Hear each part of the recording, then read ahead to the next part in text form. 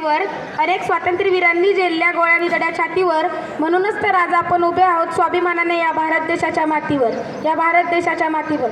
सूर्याप्रमाणे तेज दिसणारे व्यासपीठ, चंद्राप्रमाणे शीतल छाया देणारे शिक्षक व चांदण्यांप्रमाणे चमकणाऱ्या माझ्या देश बांधवांनो, सर्वप्रथम तुम्हा सर्वांना माझा नमस्कार. मी आदित्य रवींद्र डोके. या ठिकाणी तुम्हाला स्वातंत्र्य दिनाबद्दल थोडी माहिती सांगणार आहे. ती तुम्ही शांत चित्ताने ऐकून घ्यावी अशी माझी नम्र विनंती. आज 15 ऑगस्ट आपला स्वातंत्र्य दिन.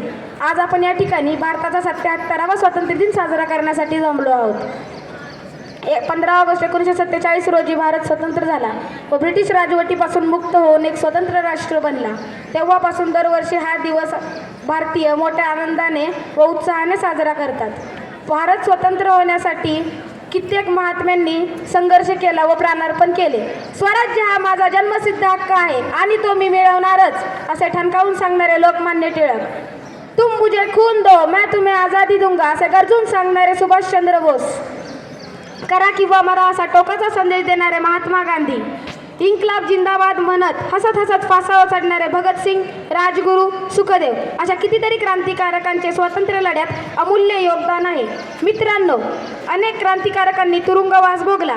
कित्येक क्रांतिकारक ब्रिटिशांच्या बंदुकीच्या गोळीचे बळी ठरले. तेव्हा आपली भारत माता स्वतंत्र झाली.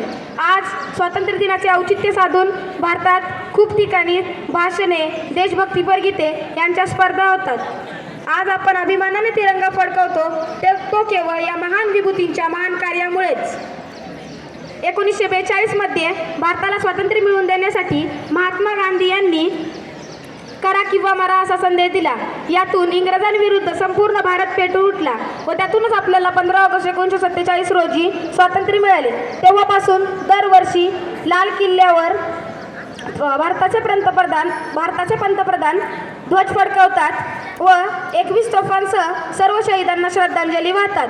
भाषणाद्वारे देशाला संबोधित करतात. शेवटी मला एवढेच म्हणावेसे वाटते की उत्सव तीन रंगांचा आभाळी आज सजला. नतमस्तक मी त्या सर्वांचा ज्यांनी भारत देश घडवला. एवढे बोलून मी माझे 2 शब्द संपवतो. जय हिंद, जय भारत. धन्यवाद.